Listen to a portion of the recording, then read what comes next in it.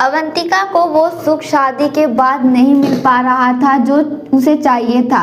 अब इस चीज को लेकर अवंतिका काफी परेशान होने लगी थी। अपने पति को डॉक्टर से भी मिलवा कर चेकअप भी करवाई, लेकिन इसका कोई फायदा नहीं निकला। अब इसी तरह से उसकी जिंदगी गुजर रही थी। दोस्तों, एक दिन दोपहर के वक्त अवंतिका अपने ससुर के कमरे में खाना लेकर जाती है। तभी अवंतिका देखती है कि उसका ससुर अपने पैरों पर मालिश कर रहा है। वो नज़ारा देखकर अपने ससुर के प्रति अवंतिका की नीयत खराब हो जाती है। ठीक उसी दिन रात के वक्त अवंतिका अपने कमरे से निकलकर सीधे ससुर के कमरे में चली जाती है और ससुर के बगल में सो जाती है। फिर उस रात ससुर और बहू के बीच में कुछ ऐसा होता है जिसे जानने के बाद आपके होश उड़ जाएंगे और आप भी दंग रह जाएंगे और सोचने पर मजबूर हो जाएंगे कि आखिर ससुर और बहू के बीच इतनी खतरनाक कांड कैसे हो सकता है। वीडियो में आगे बढ़ने से पहले वीडियो को लाइक करें और चैनल को सब्सक्राइब कर देना। क्यों आपके लिए कुछ सेकंड का काम होता है, लेकिन इससे हमारी काफ़ी बड़ी मदद मिल जाती है। राजस्थान के जयपुर के कॉलोनी में एक परिवार रहा करता था, जिस परिवार के मुखिया थे मनोहर। इनके परिवार में उनकी बीवी के अलावा उनकी एक बेटी भी थी जिनका नाम अवंतिका। हालांकि जो मनोहर थे वो पैसों से एक बैंकर थे और जो उसकी बीवी थी वो सरकारी टीचर थी। घर में किसी चीज़ की कोई कमी नहीं थी। छोटा सा फैमिली था और उसकी फैमिली बहुत ही खुशहाल थी। और उसकी बेटी थी अवंतिका, वो बहुत ही बड़ी हो चुकी थी। उसकी पढ़ाई भी कंप्लीट हो चुकी थी और उसकी उम्र लगभग 22 वर्ष हो चुकी थी। दोस्तों, अब जो मनोहर थे वो अपनी बेटी के लिए रिश्ता ढूंढ रहे थे। उनको उस टाइप का रिश्ता नहीं मिल पा रहा था जैसे कि उनकी बेटी को पसंद था। दरअसल जो मनोहर की बेटी थी अवंतिका, उसकी पसंद थी कि उसको एक ऐसा लड़का मिले जो देखने में अच्छा खासा हो, जिसकी हाइट बहुत ज़्यादा और हट्टा कट्टा हो और लड़का बॉडी बिल्डर टाइप का हो। लेकिन उस टाइप का लड़का अवंतिका को नहीं मिल पा रहा था। और इसी बीच अवंतिका के लिए बहुत सारे रिश्ते भी आए थे, लेकिन सारे रिश्ते अवंतिका ने अनदेखा कर दिया। अब इसी तरह से एक वक्त गुजरने लगता है। धीरे धीरे लगभग 6 महीने गुजर जाते हैं। इसी 6 महीने के बीच में अवंतिका के घर में एक रिश्ता आता है।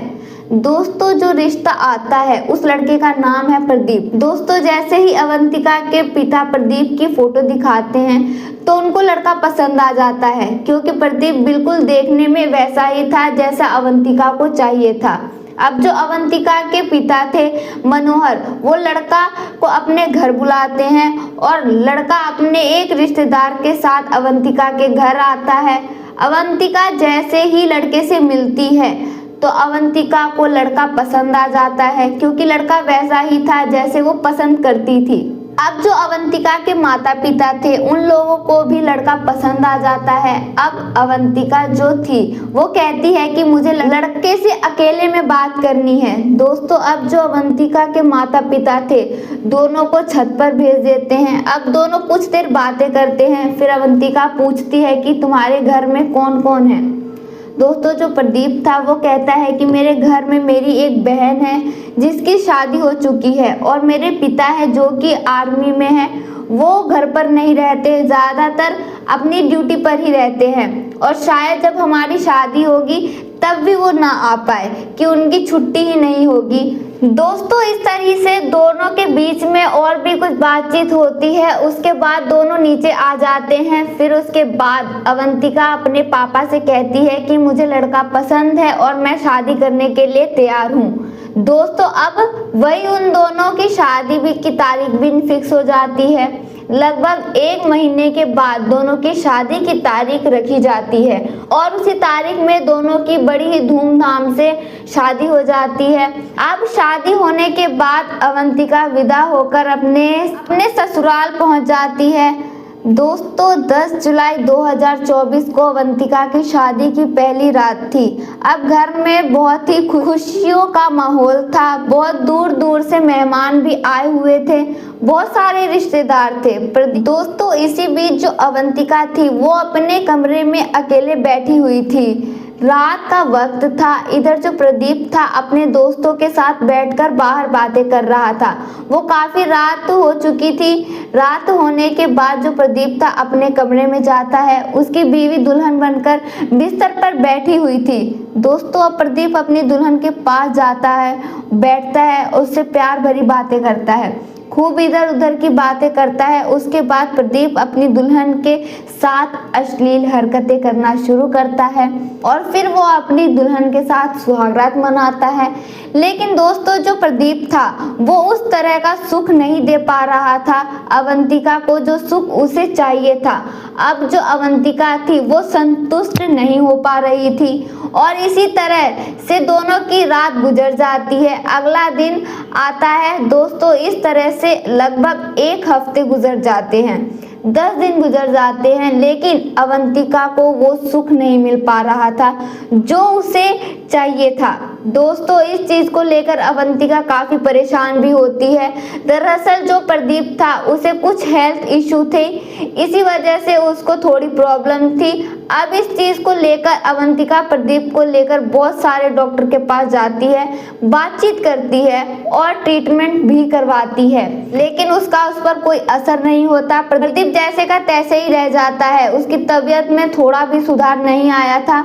अब इस चीज को लेकर अवंतिका तो परेशान होने लगी थी और वो सोच में पड़ जाती है कि जिस चीज को लेकर मैंने इतने इंतजार किया, इस टाइप का दूल्हा खोजा, अगर इस टाइप का दूल्हा मिल गया भी तो क्या फायदा, मुझे तो वो सुख ही नहीं मिल पा रहा जिसको इतने सालों से वो इंतजार कर रही थी।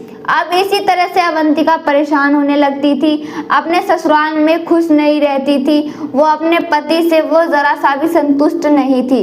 इसी तरीके से जो अवंतिका का दिन है वो अच्छा खासा कट जाता था, हंसी खुशी, लेकिन उसकी जो रातें थी वो बेचैनी में गुजरती थी। इसी तरह से धीरे धीरे वक्त गुजर रहा था। 10 अगस्त 2024 को अवंतिका के जो ससुर थे वो आर्मी में थे, उनकी छुट्टी होती है और वो 1 महीने की छुट्टी पे अपने घर आते हैं। और जब अवंतिका के ससुर अपने घर आते हैं तो अवंतिका थी अपने ससुर को देखकर दंग रह जाती है। दोस्तों, जो अवंतिका के ससुर थे उनका कद बहुत लंबा था, हट्टे कट्टे थे, हेल्दी थे और बॉडी बिल्डर की तरह उनका शरीर था। जब ससुर को देखती है अवंतिका तो बस देखती ही रह जाती है, उसकी आंखें फटी की फटी रह जाती है। अब जो अवंतिका थी अपने ससुर के पास जाती है, पैर छूती है और फिर ससुर की खातिरदारी करने लगती है, ससुर को नाश्ता पानी लाकर देती है, बातचीत करती है। उसके बाद ससुर के लिए वो अच्छे अच्छे पकवान बनाने लगती है। अवंतिका के ससुर को घर आए हुए लगभग 1 हफ्ते भी नहीं हुए थे। इसी बीच जो अवंतिका का पति था प्रदीप, वो अवंतिका से कहता है कि अवंतिका, मैं दीदी के घर जा रहा हूँ, मिले हुए काफी वक्त हो गए, मैं उनसे नहीं मिला हूँ, तो ऐसा करो कि तुम घर पर रहना और पापा का ध्यान रखना, मैं जा रहा हूँ, 2-3 दिन के बाद वापस आ जाऊंगा। दोस्तों, जो अवंतिका थी वो कहती है कि ठीक है, चले जाइए, यहाँ की फिक्र मत करिए, मैं यहाँ हूँ। अब जो अवंतिका का पति था वो सुबह के वक्त निकल जाता है अपनी दीदी के घर। अब इधर जो अवंतिका थी अब अपने घर में खाना वगैरह बनाती थी और फिर दोपहर का खाना बनाकर वो एक प्लेट में निकालती है और अपने ससुर के कमरे में ले जाती है। जैसे ही अवंतिका ससुर के कमरे में जाती है, अवंतिका देखती है कि उसका ससुर अपने पैरों पर मालिश कर रहा है। दोस्तों, अब वो नज़ारा देखकर अवंतिका के अंदर अजीब सी हलचल पैदा हो जाती है। उसकी नीयत अपने ससुर के प्रति खराब हो जाती है। किसी तरह से अवंतिका अपने आप को कंट्रोल नहीं कर पाती और वहां पर खाना रखकर बाहर निकल आती है। लेकिन दोस्तों, बाहर निकलने के बाद अवंतिका के दिल और दिमाग में वही नज़ारा घूम रहा था और अपने ससुर के प्रति उसकी नीयत बहुत ही ज़्यादा खराब हो चुकी थी। इसी तरह से शाम का वक्त हो जाता है। फिर से अवंतिका थी खाना बनाने लग जाती है और खाना लेकर जाती है और ससुर को दे देती है। और फिर खाना वगैरह खाने के बाद अवंतिका अपने कमरे में सोने के लिए चली जाती है। फिर रात के 10 बज जाते हैं। लेकिन अवंतिका को नींद नहीं आ रही थी। बार बार वो इधर से उधर करवट बदल रही थी। जब अवंतिका को बर्दाश्त नहीं होता, वो अपने आप को कंट्रोल नहीं कर पाती, वो अपने कमरे से निकलकर ससुर के कमरे में चली जाती है और जाकर ससुर के बगल में सो जाती है। तो जब अवंतिका के ससुर की आंखें खुलती है तो वो अपनी बहू को अचानक से अपने बगल में सोते हुए देखते हैं तो वो दंग रह जाते हैं। उस रात अवंतिका ऐसी ड्रेस पहनी हुई थी जिससे उसके सारे अंग दिख रहे थे, जिसे देखकर अवंतिका के ससुर भी बेकाबू हो जाते हैं और अपनी बहू के साथ संबंध बना लेते हैं। उन दोनों के बीच में ये सारे काम हो जाते हैं तो फिर ये रोजाना का हो जाता है। इसी तरह से लगभग 2 दिन गुजर जाते हैं। अब 2 दिन के बाद जो प्रदीप था वो अपने बहन के घर से लौटता है तो अपनी बीवी को देखकर दंग रह जाता है। जो अवंतिका थी वो बेहद खुश थी और उसका मिजाज बहुत ही ज़्यादा अच्छा था। अब ये नज़ारा देखकर प्रदीप भी बहुत खुश हो जाता है और कहता है कि क्या बात है अवंतिका, तुम इतनी खुश क्यों हो? आखिर तुम्हें क्या लॉटरी लग गई है? हालांकि जो अवंतिका थी वो कहती है कि बस यूं ही समझ लो कि लॉटरी ही लग गई है। और बताओ तुम्हारी बहन कैसी है? तो प्रदीप कहता है कि वहाँ ठीक है और अच्छे से है। इसी तरह से अब धीरे धीरे वक्त गुजरने लगता है। लगभग 10 दिन गुजर जाते हैं। जब भी मौका मिलता अवंतिका के ससुर को, वो अवंतिका के कमरे में चले जाते, अपनी बहू के साथ खूब मजे करते, खूब रंगरलियां मनाते और दोनों एक दूसरे के साथ मस्ती किया करते हैं। दोस्तों इसी तरह से एक दिन रात का वक्त था। अवंतिका सोई हुई थी अपने पति के साथ। धीरे धीरे रात का वक्त हो जाता है। लगभग 12 बज जाते हैं। अब जब अवंतिका देखती है कि उसका पति सो गया है, अवंतिका दबे पांव अपने कमरे से बाहर निकल जाती है और ससुर के कमरे में चली जाती है। ससुर के कमरे में जाने के बाद अवंतिका ससुर के साथ फिर से संबंध बनाने लगती है। दोस्तों 10 मिनट के बाद ही अवंतिका के पति के नंबर पर उसके दोस्त का कॉल आता है। तब जो प्रदीप था वो कॉल उठाता है और बातें करता है। बात करने के बाद वो फोन रखता है तो देखता है कि बगल में उसकी बीवी नहीं है। अब जो प्रदीप था वो जाकर बाथरूम में देखता है, लेकिन बाथरूम में भी वो नहीं थी। जब गेट खोलकर वो बाहर निकलता है तो प्रदीप को अपने पिता के कमरे से कुछ अजीबोगरीब आवाज सुनाई देती है। अब जो प्रदीप था वो डर जाता है कि आखिर अंदर हो क्या रहा है। दोस्तों जब प्रदीप अंदर का नजारा देखता है तो प्रदीप का पिता और प्रदीप की बीवी आपत्तिजनक हालत में थे और एक दूसरे के साथ संबंध बना रहे थे। फिर ये नज़ारा देखकर प्रदीप के पैरों तले जमीन खिसक जाती है और उसी वक्त वो दरवाजा खोलकर अंदर जाता है और अपने पिता को बहुत बातें सुनाता है। साथ ही वो अपनी बीवी को बहुत बातें सुनाता है। दोस्तों जो प्रदीप था वो बहुत गुस्से में था और उसी वक्त पुलिस को कॉल करने की कोशिश करता है, लेकिन दोस्तों जो प्रदीप के पिता थे वो भी गुस्से में थे और वो प्रदीप से ज़्यादा भी हेल्दी थे। प्रदीप के जो पिता थे वो काफ़ी गुस्से में थे। उसी कमरे में एक डंडा रखा हुआ था। उसी डंडे से प्रदीप के पिता प्रदीप के ऊपर वार कर देते हैं, यानी कि उसके सर पे ऐसे मारते हैं कि प्रदीप उसी वक्त ज़मीन पे गिर जाता है और थोड़ी देर में छटपटाने के बाद वो दम तोड़ देता है। दोस्तों जब अवंतिका देखती है कि उसका पति उसी वक्त दम तोड़ देता है, अब जो अवंतिका थी वो भी शोर मचाने लगती है, खूब चिल्लाने लगती है। दोस्तों अवंतिका की आवाज़ सुनकर आस पड़ोस के लोग वहां आ जाते हैं और भीड़ लग जाती है। दोस्तों इतनी भीड़ लग जाती है वहां पर कि जिसका कोई जवाब नहीं। अब उसी में से एक आदमी पुलिस को कॉल कर देता है। ठीक उसके आधे घंटे के बाद ही पुलिस मौके पर वहां पहुंच जाती है।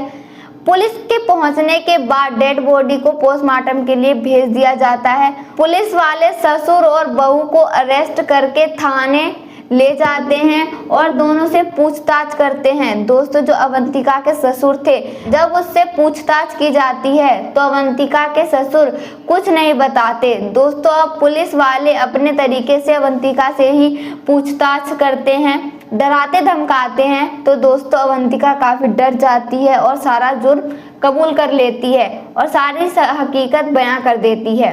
दोस्तों, जिसे सुनने के बाद पुलिस वाले भी दंग रह जाते हैं कि आखिर ऐसा कैसे हो सकता है, एक बहू अपने ही ससुर के साथ इस तरह का कांड कैसे कर सकती है। दोस्तों, सारी सच्चाई जानने के बाद पुलिस वाले ससुर और बहू को अरेस्ट कर लेते हैं और जेल में डाल देते हैं। दोस्तों, इस घटना को सुनाने का उद्देश्य किसी के दिल को दुखाना नहीं है, किसी को परेशान करना नहीं, बल्कि आपको जागरूक करना है, आपको सचेत करना है। दोस्तों, इस पूरी घटना के बारे में आपकी क्या राय है, कमेंट में ज़रूर बताइएगा। वीडियो को लाइक करें, चैनल को सब्सक्राइब करें और इसी तरीके से आगे की और भी खबरों के लिए देखते रहिए हमारे YouTube चैनल खुफिया क्राइम अलर्ट। तब तक के लिए दोस्तों, धन्यवाद।